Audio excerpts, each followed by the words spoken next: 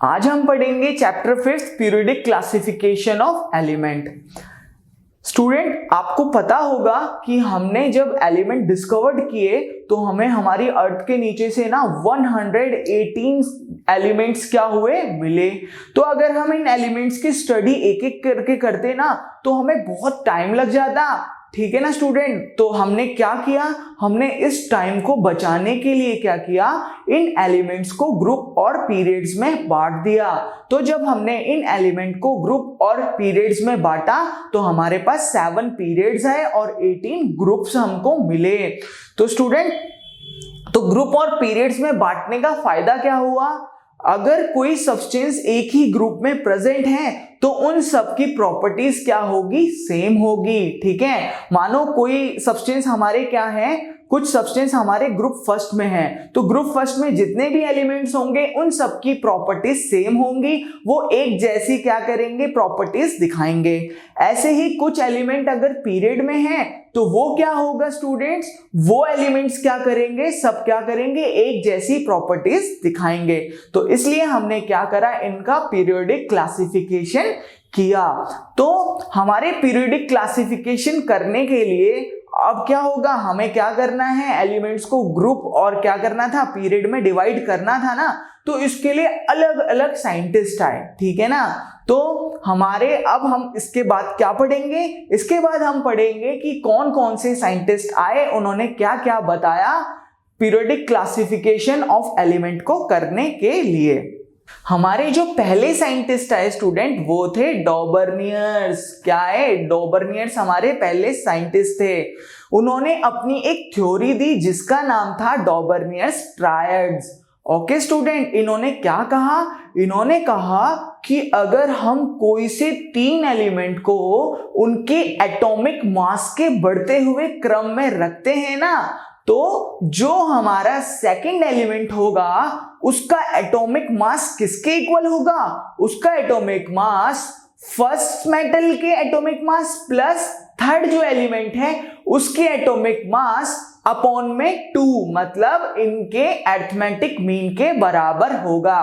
Okay student, अब हम बात करते हैं बच्चों एग्जाम्पल ऑफ डॉबर्नियर ट्राइड्स का। जैसे कि अगर मैं क्या लेता हूं, 3 एलिमेंट लेता हूं। पहला एलिमेंट है लिथियम, सोडियम एंड पोटेशियम। मेरे पास ये जो 3 एलिमेंट हैं कौन कौन से हैं student, lithium, sodium and potassium. जो मेरे लिथियम का एटॉमिक मास होता है ना वो कितना होता है, वो होता है 7। मेरा जो सोडियम का एटॉमिक मास है 23 होता है और जो मेरा पोटेशियम का एटॉमिक मास है 39। तो क्या हुआ स्टूडेंट, हमारे डॉबर्नियर ट्राइड्स ने क्या कहा था कि जो मेरा बीच वाला मेटल होगा, तो बीच वाला मेटल कौन है, सेकंड मेटल कौन है, सोडियम। तो जो मेरा सेकंड मेटल होगा उसका एटॉमिक मास क्या होगा, उसका एटॉमिक मास होगा फर्स्ट एलिमेंट के atomic mass plus third element के एटॉमिक मास अपॉन में 2। तो मेरा फर्स्ट एलिमेंट मतलब लिथियम का एटॉमिक मास कितना है स्टूडेंट, 7 प्लस थर्ड एलिमेंट का एटॉमिक मास पोटेशियम का कितना एटॉमिक मास है, 39 अपॉन में 2। तो अब अगर हम 39 प्लस 7 करेंगे तो कितना आ जाएगा, 46 अपॉन में 2। तो मेरा क्या आ गया आंसर स्टूडेंट, 23। तो जब हमने लिथियम और पोटेशियम के क्या करा, एटॉमिक मास का अरिथमेटिक मीन निकाला ना, तो मेरे पास सोडियम का एटॉमिक मास आ गया। तो यही था स्टूडेंट डॉबर्नियर ट्राइड्स। डॉबर्नियर ट्राइड्स ने और भी 3 एलिमेंट्स के पेयर्स में और भी रिसर्च की थी। वो कौन कौन से पेयर्स हैं, वो कौन कौन से ट्राइड्स हैं। एक जो मेरे पास ट्राइड्स है स्टूडेंट क्लोरीन, ब्रोमीन और आयोडीन का, और एक जो ट्राइड्स होता है वो होता है कैल्शियम, स्ट्रोंटियम और बैरियम का। अब हमारे जो नेक्स्ट साइंटिस्ट आए थे स्टूडेंट वो थे न्यूलैंड। क्या आए थे, न्यूलैंड। न्यूलैंड एक हमारे साइंटिस्ट थे जिन्होंने भी पीरियोडिक क्लासिफिकेशन के लिए अपनी थ्योरी दी। उनकी थ्योरी का नाम क्या था, उनकी थ्योरी का नाम था न्यूलैंड्स लॉ ऑफ ऑक्टेव्स। उनकी थ्योरी का क्या कहना था, आइए जानते हैं। उनकी थ्योरी के अकॉर्डिंग अगर हम क्या करें स्टूडेंट, अगर हम एलिमेंट को उनके एटॉमिक मास के इंक्रीजिंग ऑर्डर मतलब बढ़ते हुए क्रम में रखें।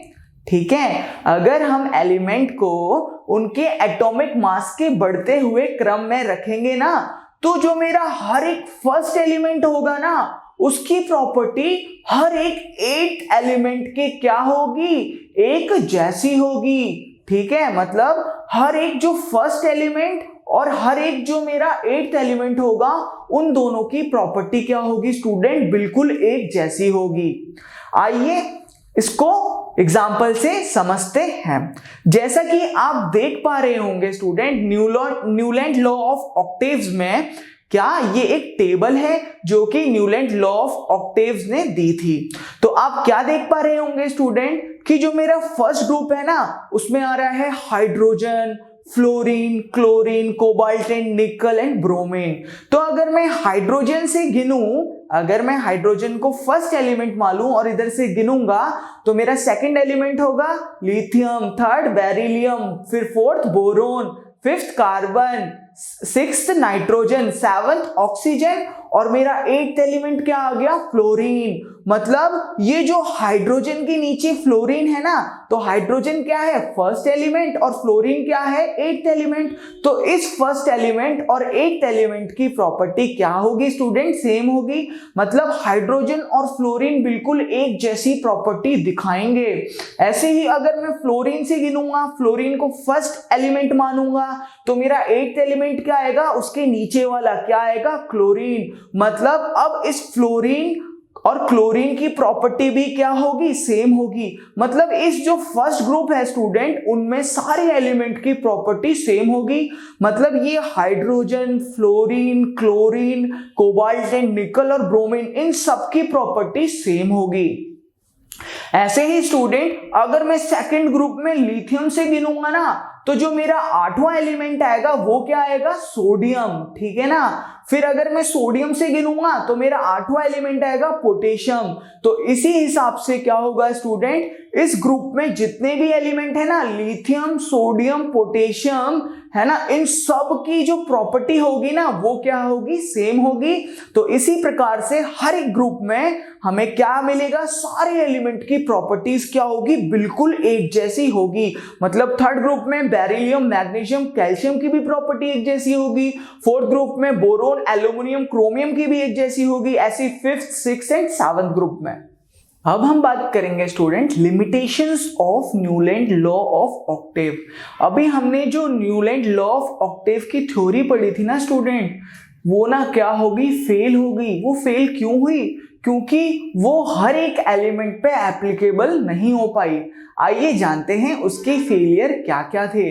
उसका जो पहला फेलियर था ना न्यूलैंड लॉ ऑफ ऑक्टेव्स का स्टूडेंट, वो ये था कि जो न्यूलैंड लॉ की थ्योरी थी ना, वो केवल कैल्शियम तक ही एप्लीकेबल थी। मतलब जब हमने एलिमेंट को उनके एटॉमिक मास के इंक्रीजिंग ऑर्डर में रखा था ना, तो जो पहले एलिमेंट और 8th एलिमेंट की प्रॉपर्टी सेम आ रही थी ना, वो केवल कैल्शियम तक ही आ रही थी। कैल्शियम के बाद वाले जो एलिमेंट थे उनमें ये रूल नहीं लग पा रहा था, इसलिए ये रूल क्या हो गया, फेल हो गया। इसकी जो सेकंड कमी थी स्टूडेंट, वो ये थी, न्यूलैंड जो हमारे साइंटिस्ट थे वो ये सोचते थे कि केवल 56 एलिमेंट ही हमारे नेचर में मौजूद हैं और उससे ज्यादा हमारे एलिमेंट नहीं हैं और ना ही आगे डिस्कवर्ड होंगे। बट वो गलत थे। आगे जाके हमारे 118 एलिमेंट हमने क्या कर दिए, डिस्कवर्ड कर दिए। इनकी जो थर्ड कमी थी ना स्टूडेंट, इन्होंने क्या किया, इन्होंने एक ही स्लॉट में, मतलब एक ही डब्बे में, एक ही बॉक्स में 2 एलिमेंट रख दिए। वो कौन कौन से एलिमेंट थे, इन्होंने एक ही डब्बे में कोबाल्ट एंड निकल को रख दिया। बट हम कभी भी एक बॉक्स में या एक डब्बे में क्या कर सकते हैं स्टूडेंट, एक ही एलिमेंट को रखते हैं। इनकी जो चौथी कमी थी स्टूडेंट, वो ये थी कि जो आयरन था ना हमारा, आयरन, उसकी जो प्रॉपर्टी थी वो कोबाल्ट और निकल के बिल्कुल जैसी थी, बिल्कुल एक जैसी थी, है ना। बट इन्होंने क्या करा, इन्होंने आयरन को किसी दूसरे ग्रुप में रख दिया, जिसकी वजह से इनका लॉ क्या हो गया, फेल हो गया।